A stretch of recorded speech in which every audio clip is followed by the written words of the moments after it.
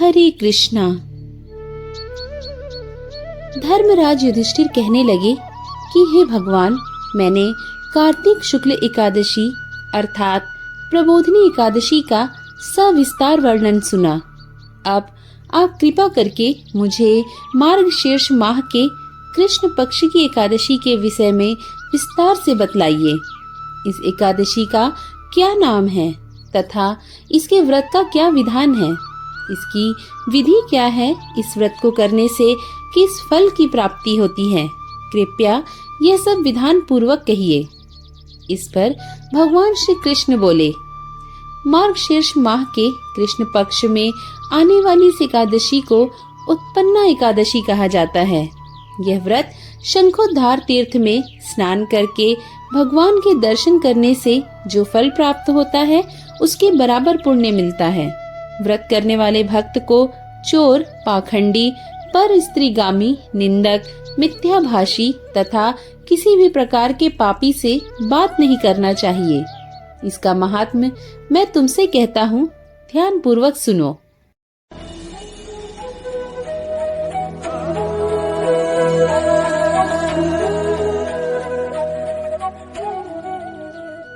युधिष्ठिर कहने लगे कि हे भगवान, आपने हजारों यज्ञ और लाखों गोदान को भी एकादशी व्रत के बराबर नहीं बताया, सो यह तिथि सब तिथियों में उत्तम कैसे हुई, यह बताइए। भगवान कहने लगे, हे युधिष्ठिर, सतयुग में मूर नाम का दैत्य उत्पन्न हुआ। वह बड़ा बलवान और भयानक था। उस प्रचंड दैत्य ने इंद्र, आदित्य, वसु, वायु, अग्नि आदि सभी देवताओं को पराजित करके वहां से भगा दिया। तब इंद्र सहित सभी देवताओं ने भयभीत होकर भगवान शिव से सारा वृत्तांत कहा और बोले, हे कैलाशपति, मूर दैत्य से भयभीत होकर सब देवता मृत्यु लोक में फिर रहे हैं।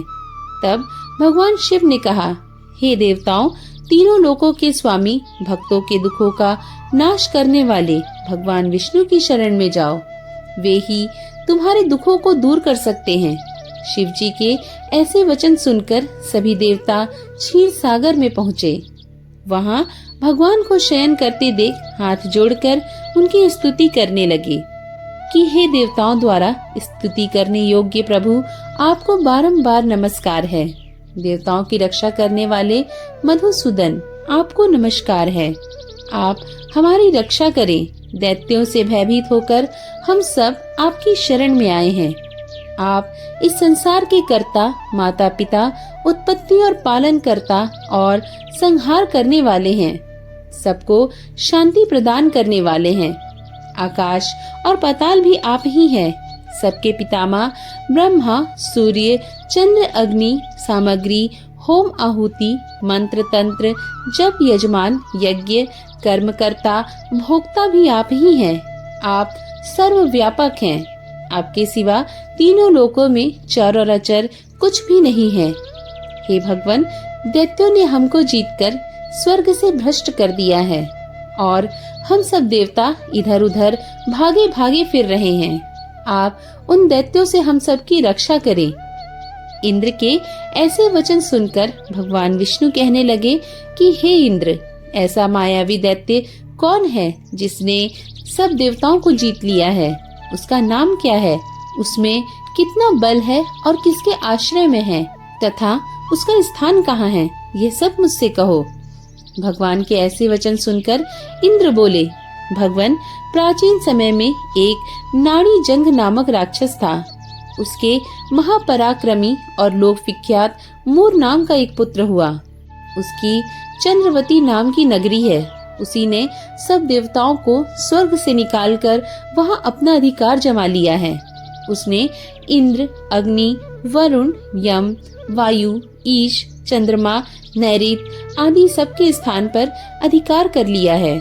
सूर्य बनकर स्वयं ही प्रकाश करता है, स्वयं ही मेघ बन बैठा है और सबसे अजय है। हे असुर निकंदन, उस दुष्ट को मारकर देवताओं को अजय बनाइए। यह वचन सुनकर भगवान ने कहा, हे देवताओं, मैं शीघ्र ही उसका संहार करूंगा। तुम चंद्रावती नगर जाओ। इस प्रकार कहकर भगवान सहित सभी देवताओं ने चंद्रावती नगरी की ओर प्रस्थान किया उस समय जब दैत्य मूर सेना सहित युद्ध भूमि में गरज रहा था, उसकी भयानक गर्जना सुनकर सभी देवता भय के मारे चारों दिशाओं में भागने लगे। जब स्वयं भगवान रणभूमि में आए तो दैत्य उन पर भी अस्त्र शस्त्र आयुध लेकर दौड़े। भगवान ने उन्हें सर्प के समान अपने बाणों से बीध डाला। बहुत से दैत्य मारे गए, केवल मूर बचा रहा।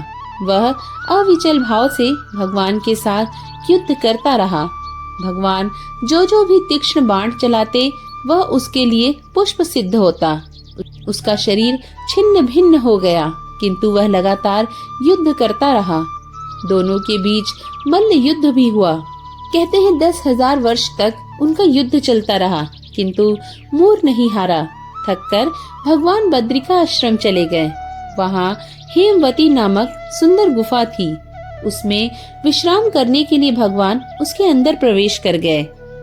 यह गुफा 12 योजन लंबी थी और उसका एक ही द्वार था। विष्णु भगवान वहाँ योग निद्रा की गोद में सो गए। मूर भी पीछे पीछे आ गया और भगवान को सोया देखकर मारने को उद्यत हुआ।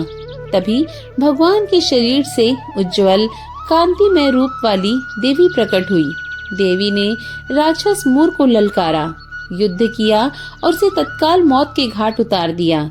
श्री हरि जब योग निद्रा की गोद से उठे तो सब बातों को जानकर उस देवी ने कहा कि आपका जन्म एकादशी के दिन हुआ है, अतः आप उत्पन्ना एकादशी से पूजित होंगी। आपके भक्त वही होंगे जो मेरे भक्त होंगे।